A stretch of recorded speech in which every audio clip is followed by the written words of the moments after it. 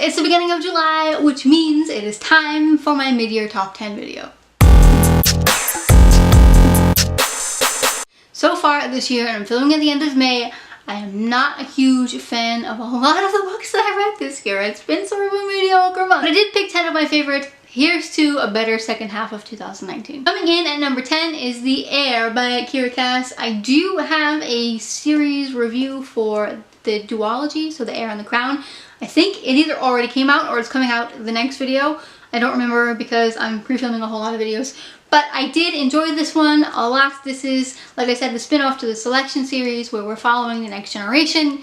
And Edelyn is the new princess, and she now has to go through a selection of potential princes that all get invited to the castle, and she gets to, like, sort of, it's like The Bachelorette. It's pretty good. I liked it. It's a nice, fluffy, easy, contemporary-ish read to read for the summer months, and I recommend it. Number 9 is actually the only 5-star read that I have for this year so far, and I'm putting it at number 9 because it's not particularly a book that I enjoy for myself, but I read it for my daughter, and I think for her age group it did fantastic, and it was exactly what I wanted her to have. It is for a little bit older than she is, but anyway, the book that I'm talking about is The Secret Keeper Girls, The Power of Modesty for Tweens by Dana Gresh. This is a Christian book for preteens who are struggling with modesty. I'm very strict with what I let my daughter wear. I'm not like on the super strict side that she has to wear skirts to her ankles or anything, but I don't want any butt cheek showing. I don't want to see her navel. She can keep it all to herself.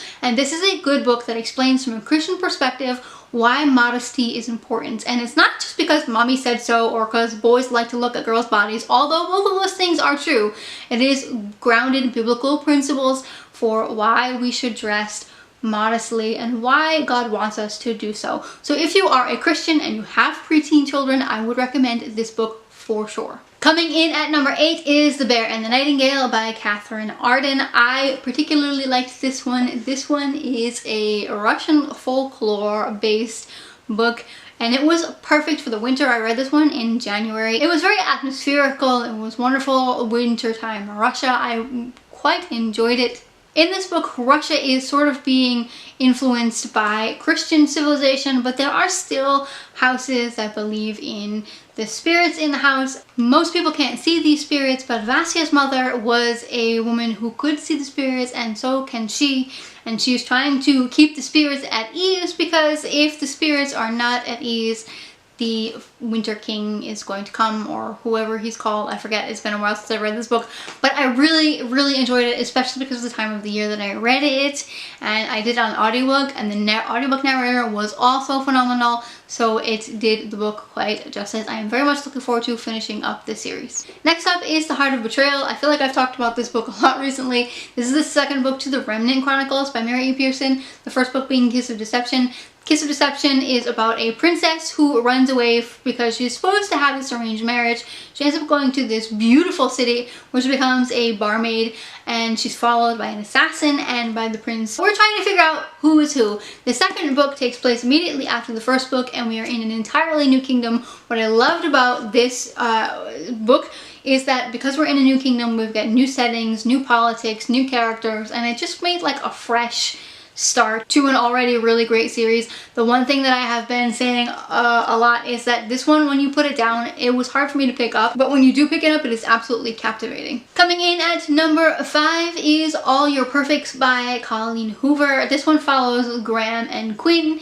Graham and Quinn meet each other outside of Quinn's boyfriend's apartment, where inside the apartment, Quinn's boyfriend and Graham's girlfriend are cheating on them with each other. 7 years later, Quinn and Graham are married, and their marriage is really struggling. Quinn has essentially shut herself out from Graham because she is having a really hard time. She's very depressed because she is infertile and she always wanted to have children.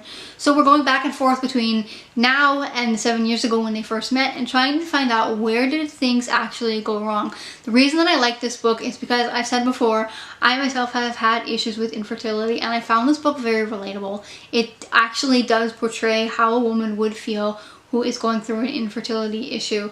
I was lucky enough to actually be able to have children, but Quinn was not, and so I can imagine that she shuts herself off from her husband because being with him brings back so much pain. This is a great book dealing with grief, and if you like books that deal with grief, I would recommend this one. If you're a Colleen Hoover fan and you haven't read this one, you definitely need to pick it up.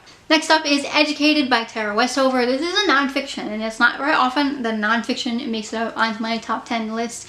I'm not a huge nonfiction fan. This one is a documentary of Tara's life, which she was very shut in, living as a Mormon, and her father didn't really let them into the outside world until she eventually decides that she wants to go to school, and she learns a lot of things that she never learned growing up, and it really talks about how to separate yourself from family and yet be part of a family and the struggles that it goes with it. I found this to be very captivating, very well narrated nonfiction. And if you're not into nonfiction, I would recommend you start with this one because it does read like a story. It doesn't read so much like a very boggled down, tough to read nonfiction memoir. Coming in at number 4 is Beyond the Kingdoms by Chris Colfer. This is the fourth book to the Land of Stories series.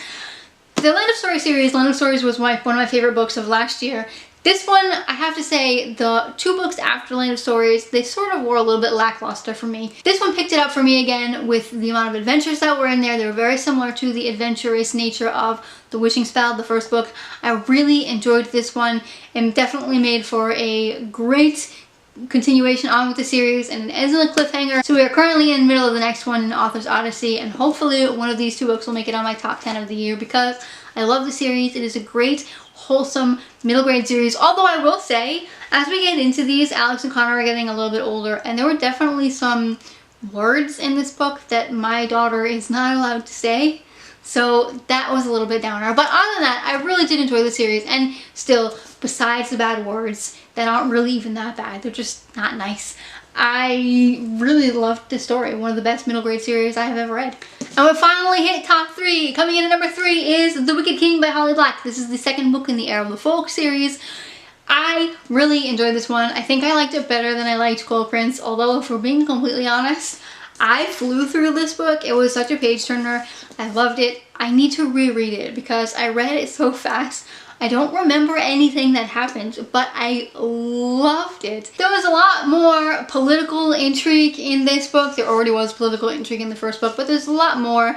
The hate to love romance, sometimes I don't like it, although I understand it a little more than I did in the first book. I think that was my biggest issue with the first book. It was just so, not out of the blue. I mean, I saw it coming, but it didn't make any sense the way that it happened. But this book elaborated on it a little bit. It does make more sense. I am very curious to see what happens next. We got to see a little bit of the undersea kingdom in this book, which was beautifully described. I absolutely loved it, which is why it's in my top 3. Coming in at number 2 is a contemporary romance. What is going on with me? That's The Hating Game by Sally Thorne. Are you surprised? No, you probably shouldn't be. If you like Kiss Quotient and you haven't read The Hating Game, go read The Hating Game because it's just a cute little hate-to-love romance that I couldn't put down. I read it in a day, and I don't read books in a day. I loved it. It was fluffy. It was what I needed in a moment where I was not into reading at all. So I'm glad that I read it, and it is number 2, and it probably will be on my top 10 of the year because I really loved it that much. And finally, coming in at number 1 is a book that I have not heard a lot about on YouTube, and that is The Treachery of Beautiful Things by Ruth Francis Long. This one I'm not going to talk about a whole lot because I do have a whole spoiler-free speed review for this book. I loved it. It is a fae book, but it deals with lesser fae. There aren't many high fae in this book, so you have a lot of forest creatures, a lot of creatures that come out in the fae folklore that we don't hear about much in fae books, and if we do, they sort of take on a secondary role. This was nice because the lesser fae take on a high role and the high fae take sort of like a low role. I really enjoyed this book. If you haven't read it, go read it. Check out my spoiler-free review. Read it, and then come back and tell me what you thought about it. That wraps it up for this year's mid-year top 10. Let me know, what is your favorite book that you have read so far this year? If you like this video, give it a big thumbs up. If you have not yet, I'd love for you to subscribe. Thanks for watching, and see you next time.